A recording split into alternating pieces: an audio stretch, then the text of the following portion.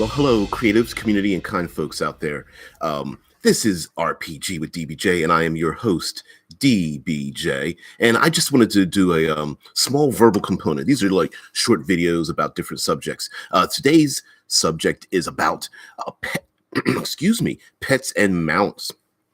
And I just want to add in just maybe this can be a little bit of flavor for your RPG setting. Okay, having your NPCs and even some of your more monstrous creatures have pets or mounts to ride upon can really um, add a little flavor to your RPG setting. Um, of course, we know that if a creature like, you have your goblinoid hordes, your orcs and your hobgoblins, your bugbears and whatnot, um, many of them, many of them can have pets, whether they're like wargs or those goblin dogs that are like a cross between like a rat and a hairless mutt. Having those kind of creatures around your more societal monstrosities really can enhance their kind of culture. No matter how bestial they are, they have these things that they can take care of. Of course, they could treat them very badly as well, but they can use them to hunt down PCs, to ravage the wasteland, to use as scouts, to use as labor and such, and also to travel far and wide if they ride on the back of some kind of mount, whether it's some kind of giant lizard or insect or flying creature, whether it's a bird-like or bat-like or something. But something else can be said for giving pets and mounts to the beings in your world. It could also flavor a lot of their culture too. There are many cultures in our real world that were on horseback or used elephants and such. And if you take a look at the thumbnail, had trained falcons, and that can be a point of pride for a lot of these cultures as well. And it might be a way for the PCs to have some matter of parlay, some way to communicate with another culture that might be at odds with them. For example, if there's a one or more player characters in the group that sees an injured animal and takes care of it, and it might change the mindset of their enemy who sees them, healing the leg of a horse, or finding the eggs of a birded creature and placing those eggs back in the nest and putting it back up in the tree or something.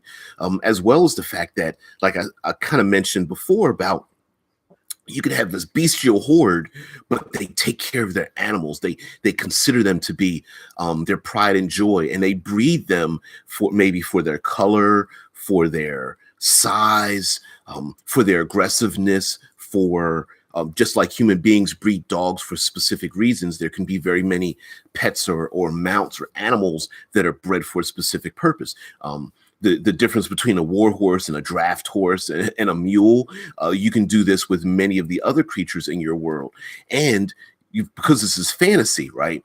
You can take blink dogs and displacer beasts and modify them, maybe giving them higher armor classes or movement rates, or one or two other special abilities or skills, unique colors, maybe even being able to identify specific sounds, or only being given orders in a specific language. Maybe the PCs realize that the orcs are using some kind of draconic language to give orders to their pets or something, and another PC is able to decipher that. If they give the same order, maybe they could stop these animals or something from coming after them. Also, pets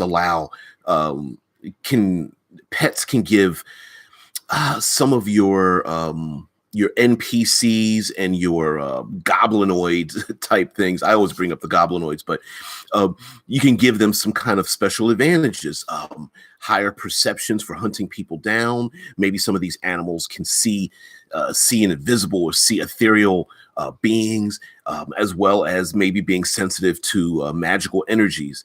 Lastly, they can also be a food source. Maybe these beings have a big herd of animals. Maybe they're herding like imagining like bison or elk or reindeer or such out on an open field, and they herd tens, hundreds, thousands, tens of thousands of them and use them as a food source.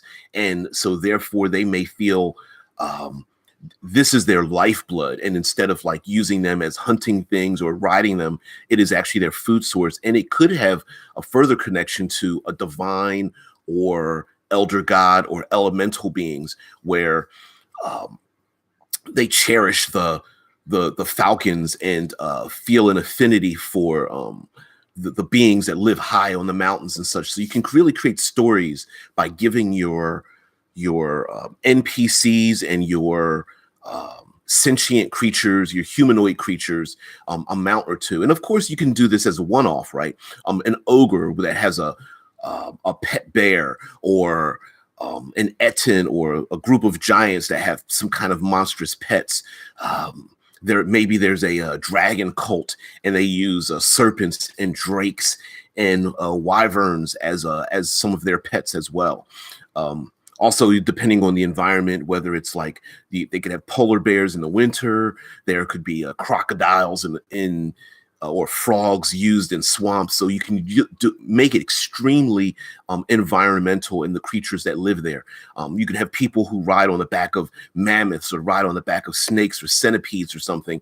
And for your PCs, it could be something extremely fearful, but for them, riding on the back of a giant scorpion is no big deal, even though they've got this big poisonous scorpion tail hanging over their head while they're riding on the saddle. So you can really use this to flavor, to enhance your setting, I believe, and also gives a way in for role-playing opportunities, especially when the PCs may think of them as monstrous and want to kill them, but the beings they're dealing with treat them with reverence, or vice versa. Maybe the PCs are able to make a connection with some kind of tribe or other culture that they're not dealing with, because maybe they see the PCs taking care of or having a deference to some of their animals, or even seeing some of the players who have a familiar and maybe think of them as a kindred spirit, that, the ranger that's, the beastmaster, or the wizard with a familiar, or any kind of PC that summons an animal. Maybe the other culture looks at them in a similar manner, like, oh, well, hey, those human beings, or those elves and dwarves and whatnot aren't as bad as we thought they are, because they're like us. They take care of their beings that help them support their culture. And lastly, like as we've seen in the old Lord of the Rings movies, you can have creatures that are used that move giant blocks of stone to open and close gates. They can be used as mounts and labor animals to move heavy objects, or move food items from one place to another. And those can be stories. Maybe someone is attacked, or the PCs see a horse dragging an empty wagon along the way, or a dead body is the foot of a dead body is stuck in the stirrup of some kind of a lizard animal and is just wandering around, or maybe even a mount returns back to its home, and there's evidence, there's blood on the saddle, and the PCs can investigate. So all of these things can lead into further stories. So anyway, using pets, using mounts to add them to the NPCs, adding them to the world, make surrounding a culture in taking care of them, even having people judge the PCs on the color and the health and the breed of the animals they have. And some PCs may even want to breed certain types of animals in your world, if that is the kind of culture, whether they're like trained falcons or monkeys or dogs or anything of that nature. So anyway, I'm DBJ. This is RPG with DBJ, a small verbal component. Thank you very much. You guys have a very good day. And I am out.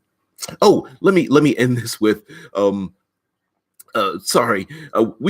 we at Critical Hit Publishing have a number of things in the pipeline. If you are a fan of Call of Cthulhu, we have available a 1980s Call of Cthulhu adventure called The Pipeline.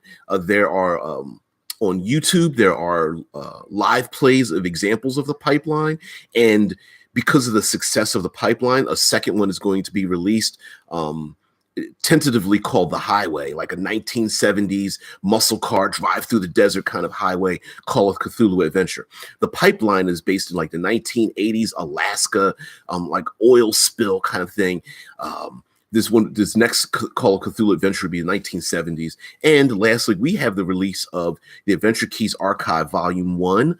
We've been releasing the Adventure Keys. They're like 3 to 4 page encounters, or $1 a piece, normally in a PDF form. But we've compiled them together, so we have print on demand and PDF form of all of them combined together with one that has not been released. So there's 10 adventures altogether. It's the all 10 adventures together, just because of the holiday season. They are $2.50 for all of them. You can get it print on demand for $9.95 and get both the print and digital versions for $10.95 on DriveThruRPG. All that information doobly-doo below. Please join the Discord. Please join the Facebook group. Like, share, subscribe, hit the notification button. Thank you. I'm DBJ, and I'm out. All right.